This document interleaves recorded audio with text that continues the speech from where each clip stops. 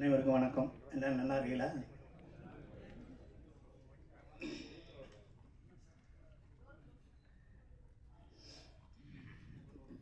கம்பி கட்டின கதை தீபாவளிக்கு ரிலீஸு. அதுக்கு முன்னாடி இங்கே ஒரு ஆடியோ ஃபங்க்ஷன், ஒரு சிறப்பான ஒரு ஃபங்க்ஷனாக இருக்குது. அதில் எனக்கு ரொம்ப சந்தோஷம். இதில் ஒரு தடவை பற்றி பேசுவோம். டைரக்டர் ராஜநாதன் இருக்கார் பாருங்க. அவர் ஃபஸ்ட்டு இந்த மாதிரி கதை இப்படி இப்படின்னு என்கிட்ட சொன்னார். நான் அவர் சொல்கிறப்பெல்லாம் நான் அப்படி பார்த்துக்கிட்டே தான் இருந்தேன். இவர் தொப்பியை கழட்டிட்டு பேசுவாரா, தொப்பியை கழட்டாமல் பேசுவாரா, இல்லை பேச்சு வச்சுருக்காரா, இல்லை விக்கு வச்சுருக்காரா, இல்லை என்னைய மாதிரி வழுக்கையா, இல்லை சொட்டையா, மொட்டையா, என்னடா செஞ்சுருக்கான்னு தெரியல. அப்போ நான் கேட்டேன், கதையெல்லாம் நல்லா தான் இருக்குது, காசு வாங்கியாச்சு, நடிக்க போகிறோம், ஒன்றும் பிரச்சனை இல்லை, ஷேவ் பண்ணியிருக்கீங்களே என்னை மாதிரி வழுக்கையான்னாரு. சத்தம் போடாதீங்க என்ன அப்படின்னாப்புல. சரி ஓகே, உண்மையை ஒத்துக்கிட்டாரு அப்படின்னாச்சு. தம்பி டைரக்ட் பண்ணார், நம்ம பண்ணிட்டோம். அதுக்கு அடுத்து இந்த ரவி சார் ப்ரொடியூசர் இருக்கார் பார்த்தீங்களா, அவருக்கு நம்மளுக்கே தெரியாமல் நிறையா பேர்த்துக்கு பிரியாணி வாங்கி கொடுத்துருக்கீங்க. புது புது ஹோட்டலாக கூப்பிட்டு போய் முருகானந்தத்தை சாப்பிட வச்சுருக்கீங்க. ஸ்விம்மிங் பூலில் குளிக்க வச்சுருக்கீங்க. எனக்கு மட்டும் பட்டையை போடப்பட்டு நட்டி சோரோட ஆட விட்டுருக்கீங்க. சரி இருந்தாலும் பரவாயில்ல, ரிலீஸ்க்கு ஒரு வாரம் இருக்குது, ஒரு 4-5 கடை பிரியாணி கடைக்கு கூப்பிட்டு போயிருந்தேன். Okay sir. அவங்க டீம் எப்படின்னா, ப்ரொடியூசர் சார், இந்த இந்த டைரக்டரு ராஜநாதன் எல்லாருமே ஜிம்முக்காரங்க. ஜிம்மு கெட்ட பழக்கமே கிடையாது. எப்போ பார்த்தாலும் காலையில் 3 மணி நேரம் ஒர்க் அவுட்டு, சாயந்தரம் 3 மணி நேரம் ஒர்க் அவுட்டு. எவனாவது சேர்த்து குடிச்சிருந்தா கூட அவனை பார்த்து முறைச்சிக்கிட்டே இருப்பார். தண்ணி அடிக்கிறவனை பார்த்தா 10 அடி ஓடி போயிடுவாங்க. இவங்க பக்கத்தில் நம்ம உட்காந்து என்னடா பண்ணுறது? இல்லை சார், காலையில் எழுந்திரிச்சிங்களா சார், வைக்கிங் போங்க சார், சார் இன்னைக்கு காலையில் ஈவினிங் போயிடலாம் சார், எத்தனை சார் சார் இன்றைக்கி இவ்வளோ நான் சார் நடந்தீங்க சார், ஒர்க் அவுட் பண்ணுவோம் சார், டயட் பண்ணுவோம் சார், சார் இதை விட்டு எடுத்துக்கேன் சார், சார் அங்கிட்டு போங்க சார், அங்கிட்டு போங்க. கரெக்டாக பார்ப்பாருங்க, சாப்பிட்டு இது கொலஸ்ட்ரால், இது ஃபேட், இது நீங்கள் அதுக்காக ஐயோ தப்பிக்க முடியாது போல அப்படிங்கிற அளவு அவங்க பயங்கரமான ஃபிட்டு. ஸோ இந்த படத்துக்கு நம்ம போயிட்டோம். படம் வேலை பார்க்க போகிறோம். நட்டி சாரோட நடிக்க போகிறோம். நட்டி சார் முருகானந்தத்தை சொல்லிடுவோம். முருகானந்தம் எனக்கு ஒரு படம் கபாலி டாக்ஸ்க்கு முன்னாடி ஒரு படம் நடித்தோம். அந்த படத்தில் கொஞ்சம் மீட் பண்ணோம், அதெல்லாம் பேசணும் வச்சோம். எனக்கு தெரியல, எனக்கு அவருக்கு என்னைய எவ்வளோ பிடிக்கும் தெரியாது. ஆனால் எனக்கு அவரை முருகானந்தத்தை ரொம்ப பிடிக்கும். ஏன்னா எங்கள் டைரக்டர் மணிவண்ணன் சாரோட சின்ன சாயலில் இருப்பார். அதனால் எனக்கு அவர் முருகானந்தத்தை பிடிக்கும். நல்ல ஹியூமரு, நல்லா பேசுவார். நான் ஒன்று சொன்னேன்னா அவர் ஒன்று சொல்லுவார். அது மாதிரி இருக்கும், இது மாதிரி இருக்கும், அது நிறையா இருக்கும். இப்போது அவரோட அந்த ஒர்க்கு அந்த சின்சியாரிட்டி எல்லாமே இருக்கும். இன்னொரு விஷயம், நீங்கள் இங்கே பேசிக்கிட்டு இருக்கீங்க, இடையில தப்பாக பேசுகிறேன். நிறையா பேர் ஃபுல்லாக பேப்பரில் வெற்றியை பார்த்துட்டு தான் நாங்கள் ஷூட்டிங்கே போவோம்னு தயவு செய்து பொய்யா சொல்லி தொலைங்க. அதை விட்டுட்டு அங்கே தான் போய் எழுதுவோம்னா இவங்க என்ன தான் செய்வாங்க மற்ற நேரம்? அடுத்த ப்ரொடியூசர் நினைப்பார்ல, அங்கே தான் போய் பேசுவோம், அங்கே தான் மாறும், உடனே சொல்லுவார், இவர் ஒன்று சொல்லுவார், அவர் ஒன்று சொல்லுவார், அப்படின்னு சொல்லிடுவாங்க. சொல்லால் வழங்கிடும் சார். பேப்பரில் உட்காந்து படிச்சு பேப்பரில் வெற்றியை பார்த்து தான் சார் நாங்கள் ஷூட்டிங்கே போவோம். இந்த ஃபுட்டேஜ் 80 அடிக்கு மேலே எடுக்கக்கூடாது தான் சார் போவோம். 3 லென்ஸ் தான் சார், 8 ஷாட்டு 16 டிவைட் பண்ணிக்கிறோம் சார். இது ட்ராக்னு ஃபிக்ஸ் பண்ணி தான் சார் போவோம்னு சொல்லி தொலைங்க. அங்கே போய் தான் பண்ணுவோம். அப்போ அடுத்த போலீஸ் உங்களுக்கு எப்படி அட்வான்ஸ் கொடுப்பாங்க? எப்போ இவங்க அங்கே தான் பண்ணுவாங்க, அவங்க அங்கே தான் பண்ணுவாங்கன்னா உங்களுக்கு எப்படி ரூம் போட்டு கொடுப்பாங்க, எப்படி சோறு போடுவாங்க? அப்படியெல்லாம் சொல்லாதே, பொய் சொல்லி பழகுங்க. புரியுதுங்களா உங்களுக்கு?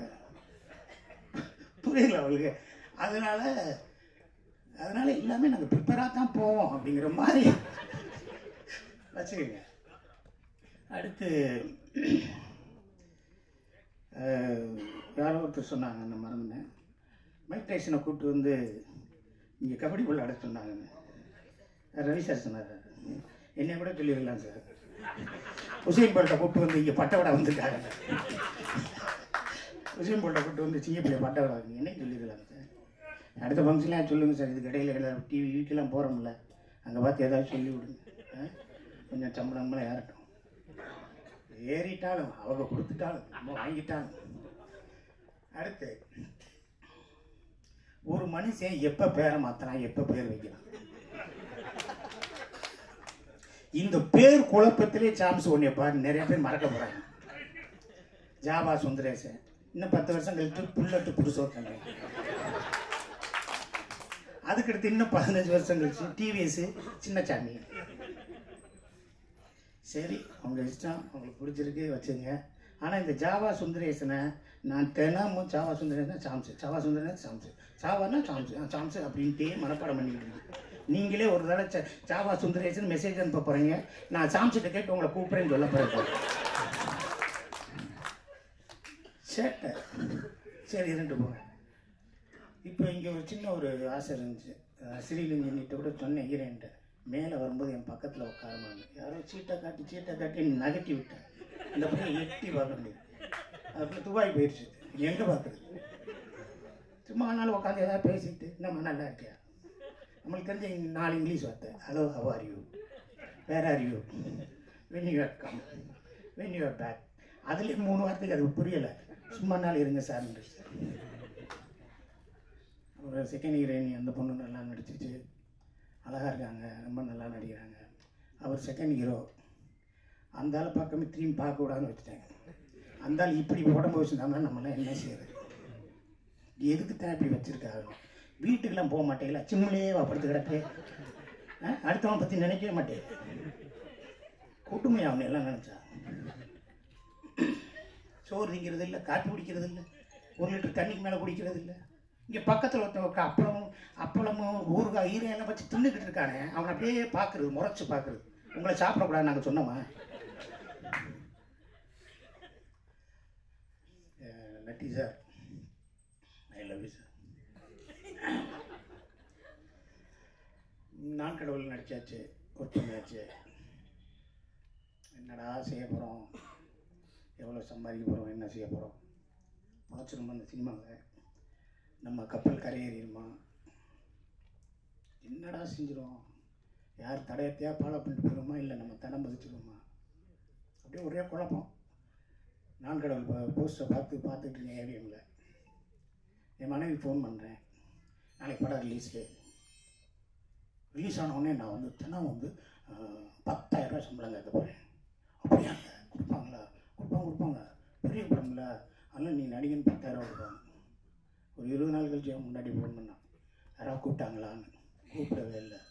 ஏன் 10,000 ரூபா தெரியும், ஒரு 5,000 ரூபா கழிவு போகும், கொஞ்சமாக சேர்த்துக்கலாம். சரி, 2,000 ரூபா வரைக்கும் வந்தான். 2,000 ரூபா கேட்டால் தருவாங்களான்னு. வரவே இல்லை.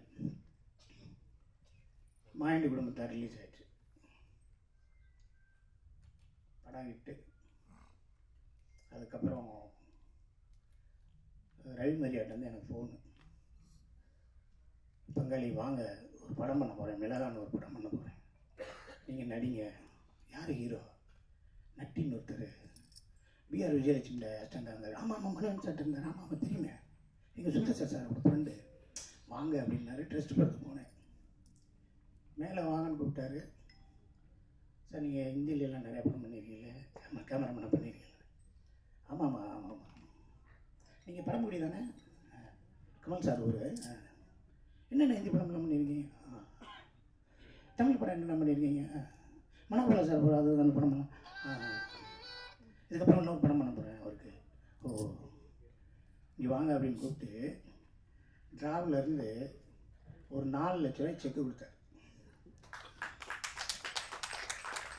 4 லட்ச ரூபாய்க்கு இந்தாங்க வச்சுக்கோங்க சார், ஷூட்டிங் வாங்க போகலாம். எத்தனை நாள் உங்களுக்கு சொல்லியிருக்காங்க? ரவி 30 நாள் சொல்லுங்கள். படத்தை இருந்து முடிச்சுட்டு வந்துடுவோமா? போகலாம் சார் அப்படின்னும். படம் பேர் மிளகா. போயிட்டோம். நானும் நண்டி சார் தான் ரூம்லேயே இருப்போம். நான் அவர்கிட்ட பேசினேன், இவர் என்கிட்ட பேசுவார். அன்றாகாஷிப்லேருந்து அவர் தம்பிலேருந்து ஹிந்தி படத்துலேருந்து இங்கிலீஷ் படத்துலேருந்து நிறைய பேசிக்கிட்டே இருப்போம். ஒரு நாள் ஃபோன் எடுத்துகிட்டு வெளியே வந்து நான் பேசுகிறேன், நைட்டு 9 மணிக்கு. அப்போ யாரோ ஒருத்தன் வந்து செல் எடுத்துகிட்டு வந்து என் கூட ஃபோட்டோ எடுக்கணும்னு நினைக்கிறேன். நான் சொன்னேன், ஒழுங்காக போயிடு, அடி வாங்க போடா, இந்த மாயாண்டி குடும்பத்தார் பின்னால் என் கூட ஃபோட்டோ எடுக்கணும் போடான்னு சொல்லி சத்தம் போட்டேன். அவன் போனோமே 20 பேரை கூப்பிட்டு வந்துட்டான் என்னை அடிக்கிறது. அந்த படத்தில் லூசா நடிக்கிறாங்கடா. அதை வந்து இன்னும் அடிக்கணுங்கிறான்டா நம்ம ஊரில் மதுரையில் திருப்பரங்குன்றத்தில் நம்ம ஊரில் அடிக்கணுங்கிறான்டா. அவனை வாடான்னு சொல்லி அவங்க ஒரு 12 பேர் வந்துட்டாங்க. இவருக்கு தெரிஞ்சிச்சா சிங்கப்பள்ளி சார் ஏதோ சொன்னாங்க திருப்பரங்குன்றத்துலேருந்து அடிக்க வந்துட்டாங்க சார். இவர் வெளியே வந்து கையில் வச்சு மடிச்சுக்கிட்டு எவ்வளவு என்ன நினைச்சுக்கிட்டேன் கத்துறாரு. அவங்க எல்லாரும் அமைதியா இருக்காங்க. சிங்கம்பள்ளி வீட்டுக்குள்ள தூங்குது, பயந்து போய் தூங்குது. பரமக்குடி கரு கத்துறாரு. நாலு ஒழுங்கா வெளியே வந்திருக்கணும். நம்மளை அடிச்சு போனா கல்ல விட்டு எரிஞ்சுவாங்க. நம்ம உள்ள படுத்திருக்கு. இவர் 12:30 மணி வரைக்கும் அவங்க போனால் அடிச்சு பறிச்சு விட்டார். அது மாதிரி நிறைய இன்சிடென்ட். மிளகாயில் ஆரம்பித்தது போன வருஷம் உலகம் ஃபுல்லாக ஒன்று மகாராஜா வரைக்கும் அவர் கூட நான் இருக்கேன். என்னோட இந்த படம் கேரக்டர் எப்படி பண்ணலாமா பண்ண வேணாமா என்ன இது நான் பாம்பேலேருந்து ஃபோன் பண்ணுறேன். வாங்க பண்ணிக்கலாங்கிறது மகாராஜா படத்தில். டெய்லி நைட்டு அன்றாக் காஷ்யப்பை கூப்பிட்டு வச்சு இவர் தான் சிங்கப்பள்ளி அப்படின்னு என்கிட்ட பேசிக்கிட்டே இருக்கு. இப்போ சதுரங்க வேட்டை மாதிரி இந்த படம் கம்பி கட்டும் கதையும் வச்சுருக்கு. இப்போ நான் அவர்கிட்ட கேட்டேன், இந்த மாதிரி ஏமாத்துற மாதிரி நீங்கள் உலகத்தை ஊரை ஏமாற்றி சம்பாதிக்கிற மாதிரி நிறையா கதைகள் வருது, உங்களவே அணுகிறாங்களே அது என்னன்னு கேட்டேன். இவருக்கு என்னென்னா ஒரு நாளைக்கு நான் ஒரு தடவை சாமி கும்பிடுவேன். நாளைக்கு காலையில் இருந்துச்சுன்னா குளிச்சேன்னா சாமி கும்பிடுவேன், குளிக்கலைன்னா சாமி கும்பிடுவேன், சாப்பிட முன்னாடி சாமி கும்பிடுவேன். லேசாக சாப்பாடு எடுத்து இப்படி வைப்பாங்க. சாப்பிட்ற முன்னாடி 3 நிமிஷம் சாமி கும்பிடுவாங்க. காப்பி குடிக்கிற முன்னாடி 4 நிமிஷம் சாமி கும்பிடுவாங்க. தூங்கும்போது சாமி கும்பிடுவாங்க. ஃப்ளைட் ஏறுறதுனா சாமி கும்பிடுவாங்க. இறங்கினோடனே சாமி கும்பிடுவாங்க. யாருக்காவது ஒரு திட்ட பேசணுன்னே தேங்க்ஸ் மேடம் அப்படி கும்பிடுவார். என்னென்னு செய்வார். அவர் வந்து சதுரங்க வேட்டையில் ஊரே ஏமாத்துற மாதிரி பண்ணுறதில்ல. எப்படி இப்போ என்னை பார்த்தோன்னு சொன்னாங்கல்ல ஒரு பிச்சைக்காரன் நடின்னு. நான் அதுக்கு அடுத்த படத்தில் லூஸாக நடினேன். முன்னாடி வைப்பா உன்னை பார்த்து கரெக்ட் எழுதுவாங்களா இல்லை எழுதி கொடுக்குறாங்களா? அது மாதிரி நான் அவர்கிட்ட கேட்டேன், சகோதரன் நட்டிகிட்ட கேட்டேன், என்ன அவர் கதை கேட்குறாங்க. ஒரு கம்பெனியில் கதை கேட்டிருக்காரு. அவர்கிட்ட அந்த டைரக்டர்கிட்ட கேட்டிருக்காரு, சரி இந்த படத்தில் நான் நல்லவனா கெட்டவனா வெளிநாய்க்கிற மாதிரி கேட்டிருக்காரு. நல்லவனா கெட்டவனா? அதுக்கு அவர் தெரியலேன்றிருக்காரு. அதுக்கப்புறம் ஏன் தெரியல, நீங்கள் தானே கதை எழுதுனீங்க, நீங்கள் காசு கம்மியாகனா நல்லவர், காசு கூட கட்டலைன்னா கெட்டவர். சரி நான் வந்து நல்லது கெட்டவனாகவே 2 பேர் இருக்காரு. அவன் குழம்பி போயின்னா வரல, அவன் எங்கே போயிட்டான்னு தெரியலை. ஸோ இந்த படத்தில் என்னென்னா, இந்த படத்தில் சாரோட கேரக்டர் மாதிரியே என்னோடய வாழ்க்கையில் நிறைய அனுபவங்கள் இருக்குது. எங்கள் ஊர்லேயே நிறைய பேர் ஃபாரின் போகணும்னு சொல்லிட்டே இருந்தாங்க. நான் ஒரு ஆளுக்கு கூப்பிட்டு போய் இவர் ஃபாரினுக்கு அனுப்புகிறாரு, உங்கள் பாஸ்போர்ட்லாம் கொடுங்க, இவர் பணமெல்லாம் கொடுங்க அப்படி இப்படின்னு சொன்னேன். வாரத்துக்கு ஒரு தடவை நான் ஒரு 2 ஆளாக கூப்பிட்டுப்பேன். 70,000 1 லட்சம் 80,000 ஆளுகளை கூப்பிட்டு போயிட்டே இருக்கேன். அந்த ஆள் காசு வாங்கிட்டே இருந்துட்டு, என்னடா அந்த ஆள் நம்மளுக்கு பெரிய பிஆர்ஓ இருக்கான், நம்ம ஒரு பெரிய மார்க்கெட்டிங்கை கொண்டு வர்றான், நிறைய பேரை கூப்பிட்டு வர்றானே அப்படின்னு சொல்லிட்டு, தம்பி உன்னோட ஆசை என்னன்னு கேட்டான். நான் சொன்னேன், சார் சினிமா எடுக்கணும் சார், டைரக்ஷன் பண்ணணும் சார், நான் ப்ரொடியூஸ் பண்ணுறேன் தம்பி, ஆனால் ஒன்று நான் ஒரு டைட்டில் சொல்லுவேன், அதுக்கு நீ கதை பண்ண நான் படம் பண்ணுறேன். என்ன சொல்லுங்கள் சார். போலீஸ் என்ன செய்யும், போலீஸ் என்ன செய்யும், சூப்பர் சார் அப்படின்னு சொல்லிட்டு நான் 2 பேரை கூப்பிட்டு போயிட்டே இருக்கேன். அந்த காசு வாங்கி போட்டுகிட்டே இருக்காங்க. நானும் போலீஸ் என்ன செய்யும், போலீஸ் என்னடா செய்யும், எப்படி செய்யும், எதை செய்யுன்னு எழுதிக்கிட்டே இருக்கேன். ஒரு நாள் காசு வாங்கினேன், ஓடிவிட்டாங்க. அந்த ஆளை தேடுறேன், தேடி பார்க்குறேன். அந்த ஆளை அளவே காணாம். அந்த ஆள் எந்த ஊரில் இருக்கான்னு தெரிஞ்சு போச்சு. அந்த வீட்டில் போய் காசு இப்போ வாங்கிக்கலாம் அப்படின்னு சொல்லிட்டு நானும் என் ஃப்ரெண்ட்ஸ் எல்லாம் போனால் அவன் ஒரு சம்சாரம் கறிக்கோட்டையில் பல்லு விளக்கிட்டு இருக்கு. இவன் கொண்டு போன காசு 16 லட்ச ரூபா. எப்படி கிடைக்கும்? கோபால் பல்படினா கூட கொடுத்துருவாங்க. கறிக்கோட்டையில் விளக்கிட்டு இருக்கு. சரி கிடைக்காதுன்னு சொல்லிட்டு 6 மாதம் கழிச்சு அந்த ஆள்கிட்ட போலீஸு அவர் அந்த ஓடி போனார்ல, அவர் நம்பர் கிடச்சிச்சு. நான் ஃபோன் பண்ணுறேன், ஹலோ என்ன நினச்சிட்டு இருக்கீங்க, திருநெல்வேலி டிஎஸ்பி எங்கள் சொந்தக்காரர், மெட்ராஸில் இருக்க அவர் சொந்தக்காரர், எங்கள் மினிஸ்டர் வரும், அவர் எங்கள் எம்எல்ஏ வரும், வார்டு கவுன்சிலர் தூக்கிடுவோம், போலீஸில் கம்ப்ளைண்ட் கொடுத்துருவேன். தம்பி உனக்கு ஒரு டைட்டில் சொன்னேன், அதை சொல்லுப்பா சொன்னார். போலீஸ் என்ன செய்யும்? வச்சிருப்பா தம்பி, போலீஸை வச்சு தூக்கிட்டு அப்படி உள்ளே வச்சு போய் அப்படி இப்படின்னு சொன்னேன். தம்பி உனக்கு 6 மாதத்துக்கு முன்னாடி ஒரு செல் நம்பர் கொடுத்தல, என்னாச்சு? போலீஸ் என்ன செய்யும்? வச்சிருப்பா. அப்போ அவர் ஆல்ரெடி முன்னாடி சொல்லிட்டாரு, நம்மளுக்கு அது தெரியலை. இது மாதிரி ஏமாத்துற ஆள்கள் நிறைய பேர் இருக்காங்க. சதுரங்கவேட்டையில் இருக்கட்டும், இந்த படமும் பாருங்கள். ஏமாத்துறவங்க இப்படிலாம் ஏமாற்றுவாங்க, ஆசையை தூண்டுவாங்க. நீங்கள் நேர்மையாக இருங்க இருங்க இருங்க அப்படி தான் சொல்லிட்டு இருக்கோம். அப்புறம் எங்கள் ஊரில் இன்னொரு ஆள் ஏமாத்துறோம், வாங்க நாளைக்கு ஃபாரின் போகலாம், எல்லாத்தையும் ஏற்றுனார். 15-20 பேர் ஏற்றுனார். ஏற்றினோடனே இன்னைக்கு நான் அனுப்பவே இல்லை. ஒரு நாள் நாளைக்கு வாங்க, ஞாயிற்றுக்கிழமை எல்லாம் ஏறிடலாம், ஞாயிற்றுக்கிழமை வாங்க நாளைக்கு வாங்கன்றாங்க. நாளைக்கு ஏற்றலை. உடனே அவங்க என்ன போனாங்க, என்ன சார் இன்னைக்கு ஃப்ளைட் ஏற்றுறேன்னு, என்னாச்சு? ஞாயிற்றுக்கிழமை ஏர்போர்ட் லீவு, பூட்டிட்டு சாவி எடுத்து போயிட்டாரு செக்யூரிட்டி. நீங்கள் வாங்க திங்கிட்டாங்க வாங்கன்றீங்க. இந்த மாதிரி சொல்லிடாம இப்படியா மாதிரியாம. எங்கள் சொந்தக்கார பொம்பளை ஒன்று இருக்குது, எங்கள் மாமன் ஒருத்தர் பிடிச்சி ஏதோ வஞ்சிக்கிட்டே இருக்குது, வேலைக்கு போக மாட்டேன் வஞ்சிக்கிட்டே இருக்கு. அவன் பொண்டாட்டி தொல்லை தாங்க மாட்டான். அவன் எங்கள் மாமன் என்கிட்ட ஓடி ஒழிச்சிட்டான். பொண்டாட்டி நேராக போலீஸ் ஸ்டேஷன் போயிடுச்சு. புருஷனை காணாம். போனோடனே கேட்குது, என்னம்மா புருஷனை காணாம்? இப்படிலாம் வந்தீங்கன்னா எப்படிமா புருஷன் இருமா? சரி எப்படியா கண்டுபிடிச்சிக்கணும். சரிம்மா அவன் போட்டா விடுமான். இந்த பொம்பளை அந்தம்மா போட்டா கொடுத்துரு. ஏம்மா காணா பண்ணுவோம் புருஷன் தானே, உன் புருஷன் போட்டா கொடுமான்னு இருக்கார். இல்லைங்க, இந்த போட்டாவில் விளம்பரம் கொடுங்க, நான் காணா போனேன், நான் போயிட்டே நம்ம வீட்டுக்கு நம்ம பிடிச்சிக்கலாம்.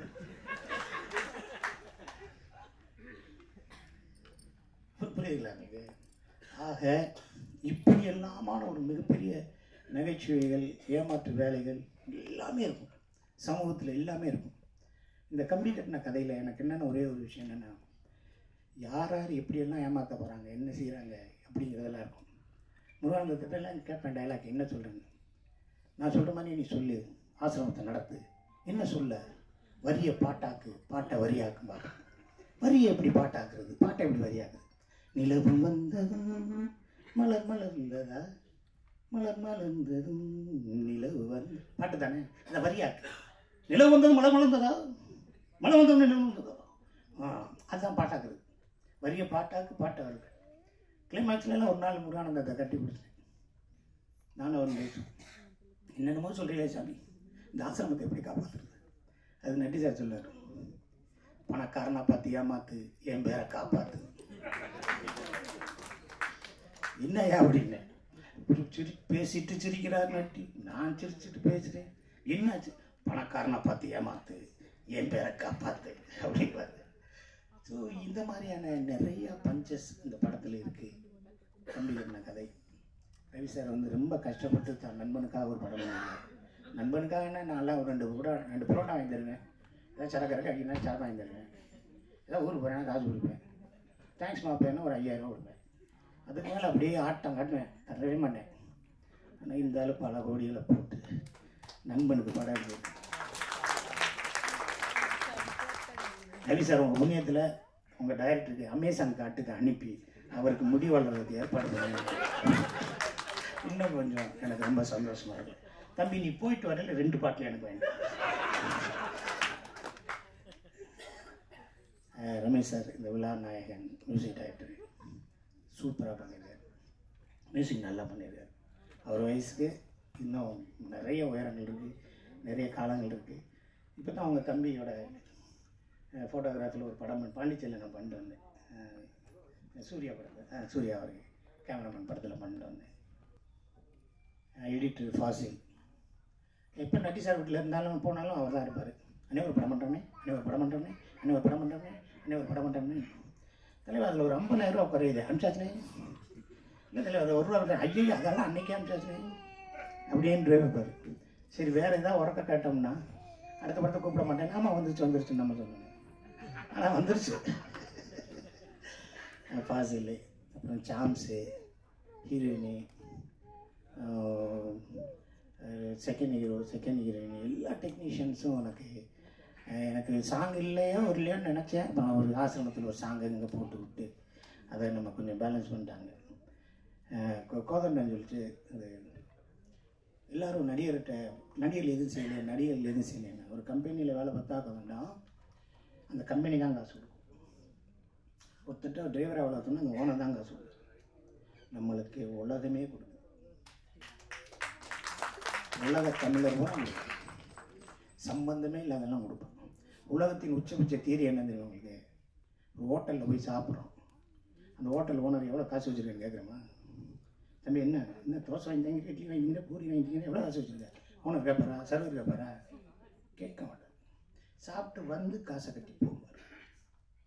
சேலை எடுக்க போகுது லேடிஸு, அப்படியே சேலையை விரிக்கிறான்.